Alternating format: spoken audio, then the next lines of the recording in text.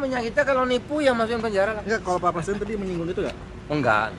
Pak, kalau mengenai produsen yang kena berapa banyak Pak sekarang Pak? Apa? Produsen yang kena kasus Oh, minyak nanti dengan Mendak dong teknisnya ya. Pak, ini kan Tapi saya udah perintah kalau merugikan rakyat, apalagi nyolong, proses hukum, silakan.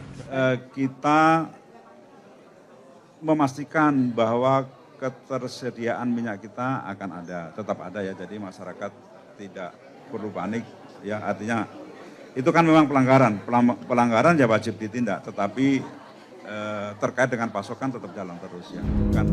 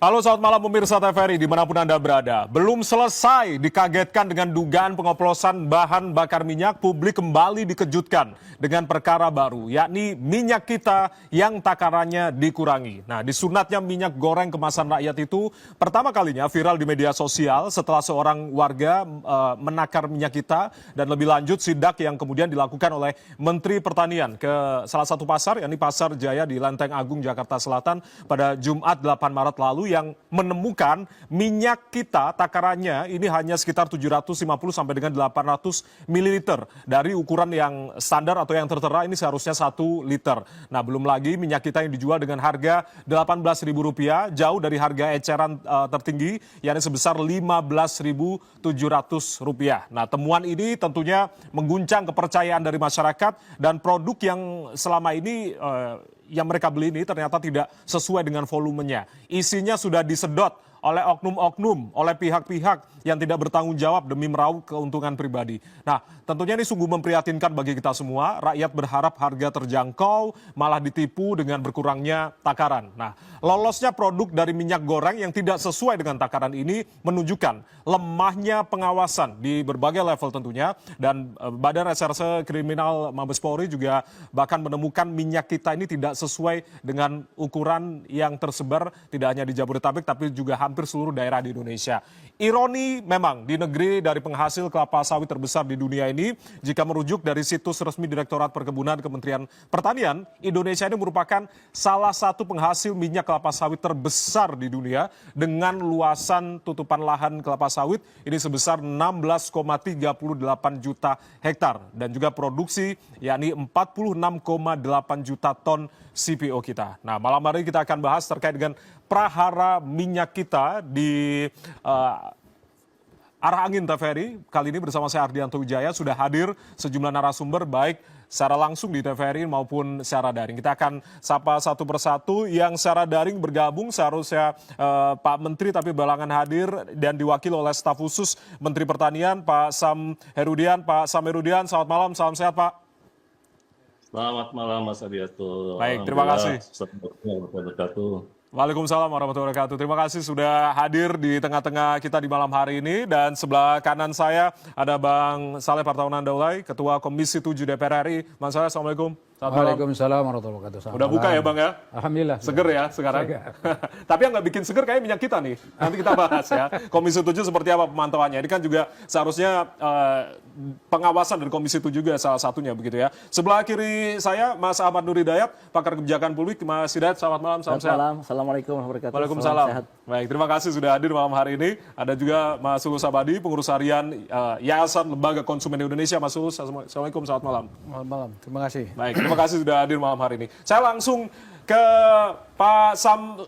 Pak Sam, ini kan kemarin Pak Menteri, Pak Mentan sudah melakukan sidak ke beberapa pasar, terakhir ke Pasar Gede Solo, sebelumnya ke Lenteng Agung begitu. Nah ini kalau lihat di depan saya ada kemasan dari minyak kita, ada yang botol, ada yang refill, kemudian 2 hari lalu saya membeli untuk yang kemasan botol ini dengan harga Rp19.000. Sedangkan untuk yang kemasan refillnya ada seharga Rp18.000. Itu artinya ini masih beredar di masyarakat dan harganya juga masih di atas head begitu. Artinya apa yang kemudian seharusnya dilakukan koordinasi antara Mentan dengan kementerian terkait perdagangan, dengan Satgas Pangan, dengan Baraskrim Polri, selain juga upaya-upaya yang terus dilakukan dari sisi penegakan hukumnya. Pak Sam. Baik, terima kasih Mas. Jadi sebenarnya koordinasi itu bukan hanya dilakukan saat ini. Jadi seperti yang disampaikan Pak Mentan di beberapa kesempatan, bahwa saya juga kebetulan ikut di dalamnya, seminggu sebelum bulan puasa, kami mengadakan koordinasi dengan semua pihak terkait, termasuk para pengusahanya. Dan juga pada waktu itu sudah menunjuk koordinator masing-masing komoditas. Ya. Jadi koordinasi itu bukan sekarang saja. Nah, bahwa sekarang ada penyimpangan itu saya kira oknum-oknum yang bekerja tidak untuk kepentingan rakyat. Jadi jelas yang saya dapatkan dari Pak Amran, Pak Menteri, bahwa Pak Presiden memerintahkan untuk menjaga harga-harga pada bulan Ramadan pada tahun ini sangat stabil, harus stabil, dan di bawah HET. Itu jelas perintahnya. Sehingga Pak Mentan bersama tentu dengan Pak Menko Pangan, Kepala Bappenas, Menteri Perdagangan, Menteri Perindustrian, semua pihak sudah melakukan koordinasi, termasuk juga dari Satgas Pangan. Jadi ini sudah Mas, jadi tinggal ini dibereskan bagi orang-orang yang tidak berkehendak bahwa harga kita stabil ini perlu adanya penindakan khususnya. Oke, harus ada penindakan khusus dan semua harus ditelurusi terkait dengan rantai pasok dari hulu sampai dengan hilirnya begitu. Artinya kalau berbicara terkait dengan rantai pasok ini kan seharusnya memang ada pengawasan dari pemerintah yang begitu ketat begitu. Tapi mengapa ini Januari sempat ada temuan tapi ternyata pada bulan Maret ini ada temuan lagi. Artinya ini kan juga terulang kembali begitu Pak Sam? Iya, dari segi Kementan yang memiliki tugas khusus ya untuk menyediakan atau ketersediaannya, kami sudah melakukan persiapan-persiapan termasuk koordinasi dengan para pengusaha yang ada kesepakatan. Bahkan waktu itu kesepakatannya sudah bukan hanya minyak goreng saja, untuk komunitas yang lain juga kita harus menjual pada bulan Ramadan ini di bawah HET, sehingga keputusannya dari HET yang 15.700 untuk minyak goreng itu menjadi 14.700.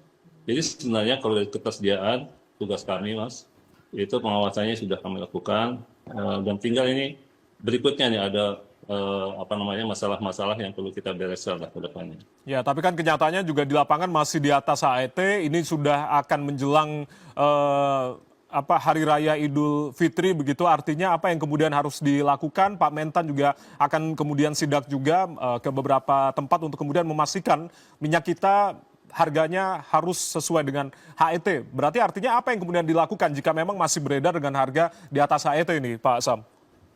Ya, seperti yang kita saksikan bahwa akhir-akhir ini semua tim, semua dari Kemenko Pangan ya, yang di bawah Kemenko Pangan, kemudian juga Satgas Pangan, semua sudah turun. Semua sudah melakukan pengawasan yang ketat sebelum mendekati Hari Raya Idul Fitri yang biasanya harganya meningkat, kita jaga ketat.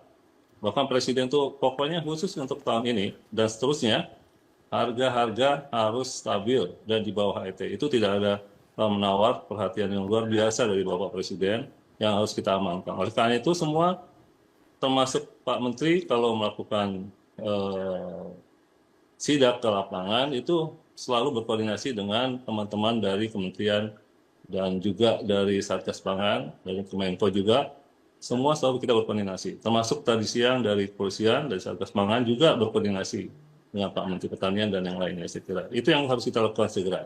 Baik, Pak Sam, saya mau minta komentar. Ini di beberapa daerah termasuk temuan di tanggal 19 Februari 2023, Kemendak menemukan adanya pengemasan minyak goreng curah yang menjadi minyak kita secara ilegal. Ini temuannya di Jawa Tengah. Artinya ini kan juga ada semacam penipuan juga, masyarakat juga tertipu begitu. Kalau misalnya memang ini minyak curah, ternyata dikemas dengan kemasan minyak kita begitu. Ini apa yang kemudian harusnya dilakukan segera ketika menjelang hari raya, apalagi bulan suci Ramadan, lalu juga menjelang hari raya Idul Fitri dengan temuan-temuan di beberapa daerah yang kemungkinan masih begitu beredar beberapa minyak kita yang tadinya minyak curah ternyata dikemas dengan kemasan minyak kita begitu, Pak Sam.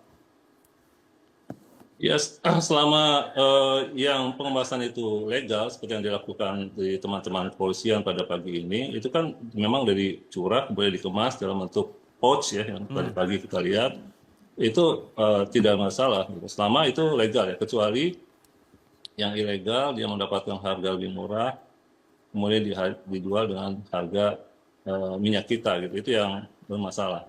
Jadi sejauh ini sih pengawasan sudah kita mulai lakukan, mudah-mudahan ke depan tidak terjadi lagi lah. Jadi letak dari praktek kecurangan ini di mana letaknya, Pak, untuk praktek kecurangan ini?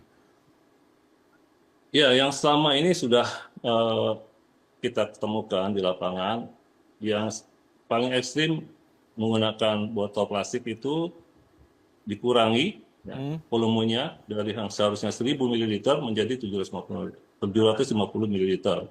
Nah, ini jelas adalah penipuan ya. Yang paling ada sampai 900 ml ya.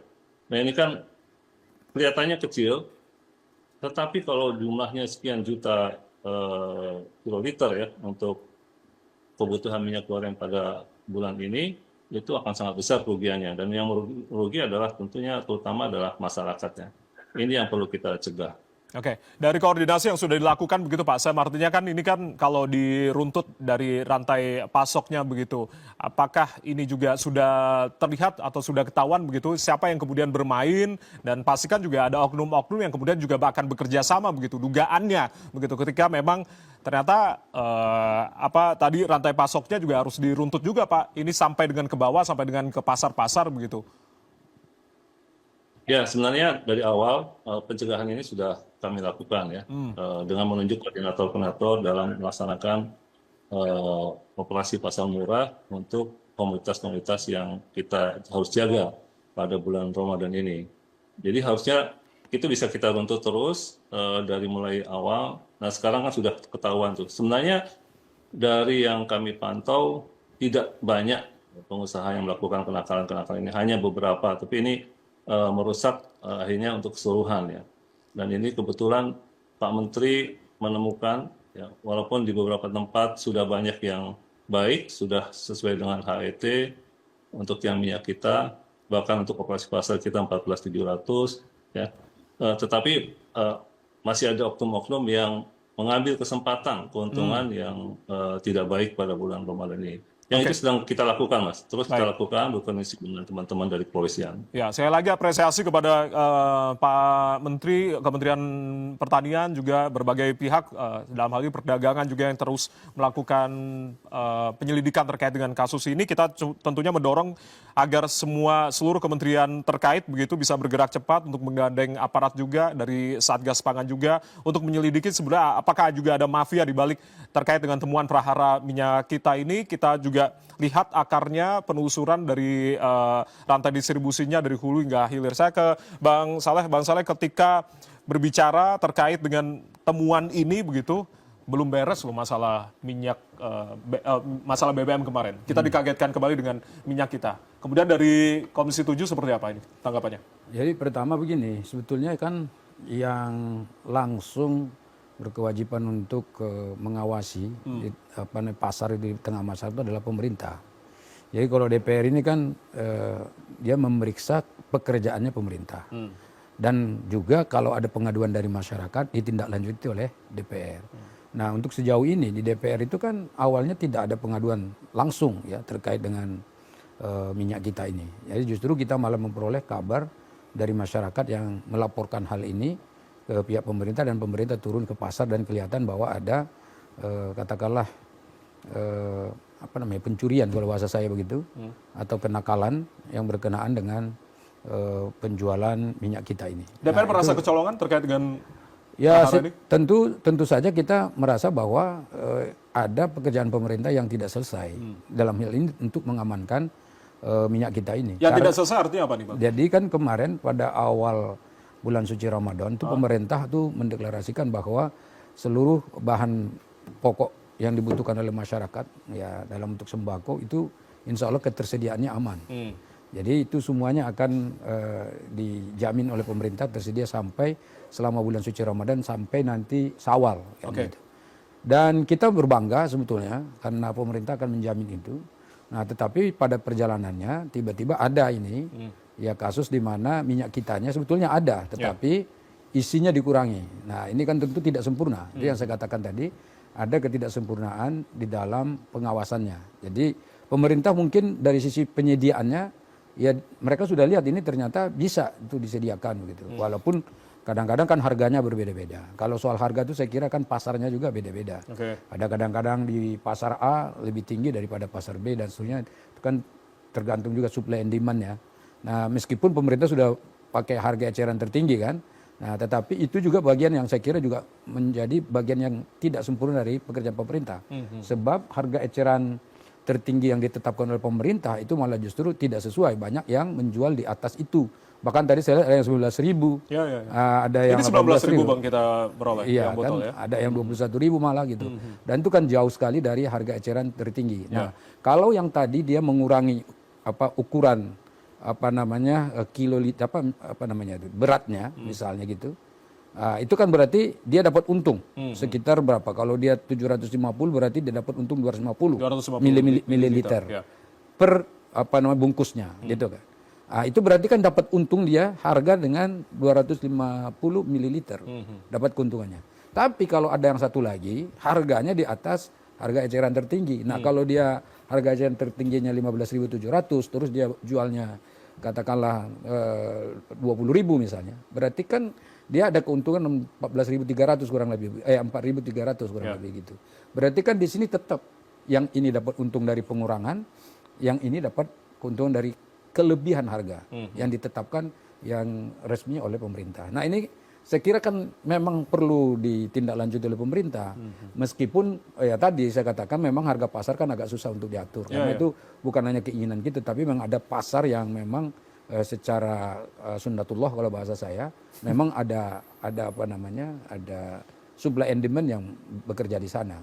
Jadi kalau makin banyak orang yang mau membutuhkan barang itu pastilah harganya itu naik. Dan itu dari dulu sampai sekarang kan muncul itu. Tetapi disitulah mesti ada peran pemerintah untuk mengontrol ini. Jangan sampai ada orang yang menjual di atas harga yang kesepakatan bersama yang sudah ditetapkan oleh pemerintah itu. Nah, saya kira di situ ya bagian yang perlu diawasi. Nah, untuk mengawasi barang-barang yang beredar di masyarakat itu sebetulnya yang pertama kalau dari sisi industrinya tentu di Komisi 7. Jadi industri, pabrik dan seterusnya kita yang meriksa ya. Tapi dari sisi isinya ini sehat apa enggak sehat. Di dalamnya itu udah layak dipasarkan ke masyarakat. Karena ada oplosan dari minyak curah juga Bang yang ditemukan di sehat atau enggak sehatnya ini Komisi 9. Karena ada Badan POM di sana.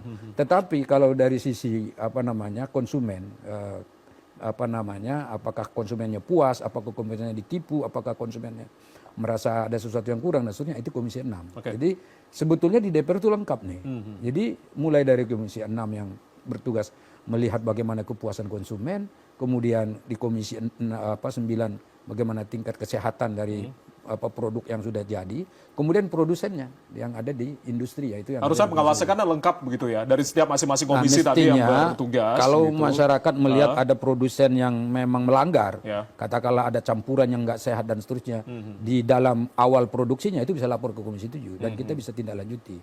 Dan kalau misalnya ada bahan campuran nggak sehat yang ada di dalam produk yang akan diedarkan itu bisa ke Komisi 9. Kalau ada konsumen misalnya yang merasa puas dengan ukuran, nah ini masalah ukuran kan, kurang dari 1 liter gitu, kan kurang. Konsumen merasa terganggu, konsumen merasa dirugikan, konsumen ingin mengadukan hal ini, itu ke Komisi 6. Dan saya kira YLKI misalnya, itu sering sekali dia bermitranya itu sering diundang di Komisi 6. Ya. Dan juga di sana kan juga ada badan konsumen yang memang katakanlah quote and quote dipekerjakan oleh negara Oke. di bawah Kementerian Perdagangan. Gitu. Baik, Bang Saleh, kita langsung ke Mas Tulus. Mas Tulus, kalau berbicara terkait dengan temuan-temuan di masyarakat begitu, ini kan hampir terjadi hampir di seluruh daerah di Indonesia. Kemudian pertanyaannya adalah, produsennya artinya ini kan hampir serentak di beberapa daerah juga melakukan hal yang sama. Oknum, saya bilang oknum ya, karena tidak semua produsen juga mengurangi takaran dari ini. Temuan dari YLKI seperti apa, Mas Tulus? Ya, begini, kita harus melihat dalam perspektif yang lebih makro sebenarnya ya. Karena apa? Karena minyak kita itu kan barang yang kena subsidi. Ya. Walaupun subsidinya bukan oleh negara tapi oleh pengusaha CPO yang dikumpulkan melalui dana DMO. DMO itu ya? Ya, DMO itu. Nah, kemudian artinya sebagai barang yang kena subsidi memang harusnya ada perlakuan khusus dan pengawasan yang lebih keras baik dari sisi hulu dan hilir. Tapi selama ini tidak terjalan. Nah, ini sejak yang menurut 2022. saya mitigasinya kurang. Mitigasinya kurang. Mitigasinya kurang baik dari pemerintah ataupun juga mungkin dari DPR kurang memelototi pemerintah. Sudah Kenapa? disampaikan di Komisi 6 beberapa kali YLKI diundang begitu? Ya, sebenarnya ini di media juga kita sampaikan berkali-kali ya. Waktu Berkali-kali itu, tapi tidak mendengar tuh Bang ya, Saleh. waktu itu kan Komisi Jangan-jangan minyak- belum disampaikan. Sudah disampaikan Ya, berkali-kali lewat beberapa media, kali. lewat media. Lewat media, Kan oke. komisinya ganti-ganti dia kan. Nah, karena gini, barang yang kena subsidi itu pasti banyak potensi anomali dan distorsi, ya, sehingga harus ada pengawasan yang khusus, karena pasti akan ada penyelewengan harga, ya, mungkin oplosan atau mungkin pasokan dan segala macam. Di semua barang yang subsidi itu terjadi seperti itu, ya, dan lagi-lagi menyangkut mitigasi resikonya kurang diantisipasi sehingga akhirnya banyak distorsi-distorsi yang klasikal, ya, mulai dari gas LPG 3 kg yang kemarin juga ribut, ya, even subsidi BBM pun juga tidak tepat sasaran karena juga tidak diantisipasi, plus minyak kita tadi. Ya. Nah, ini yang saya kira sepanjang perspektifnya belum terhadap barang yang kena subsidi pasti akan terulang kembali. Nah, ini yang saya kira menjadi resiko besar karena sebagai sebuah barang yang subsidi bukan hanya soal pengawasannya saja sebenarnya, bukan hanya penegakan hukum, tapi juga pemerintah dan juga DPR harus berani mereview apakah kebijakan yang diberikan itu tepat atau tidak. Ya, dalam arti melekatkan subsidi pada barang sampai kapanpun pasti akan timbul masalah. Oh, oke. Apalagi barang yang terbuka, distribusinya terbuka, ya, timbul masalah kalau enggak direview terhadap apakah tetap akan dikenakan pada barangnya atau manusianya atau orangnya. Review kebijakan itu yang diperlukan artinya ya, Mas Tulus ya? Persis, karena apa? Karena kalau tidak potensi resiko untuk terjadi distorsi, anomali itu pasti akan terjadi. Oke, nanti saya tanyakan ke Mas Hidayat dan juga tanggapan dari Pak Sam serta Bang Saleh. Tadi ada potensi dari anomali, distorsi, lalu juga mitigasi resiko yang kemudian harus diperhatikan. Jangan hanya berbicara terkait dengan penegakan hukum, jangan berbicara terkait dengan apa upaya kemudian yang harusnya dilakukan, tapi kemudian revisi kebijakan itu juga menjadi sangat penting. Ya. Kita akan bahas usai jeda, tetap bersama kami.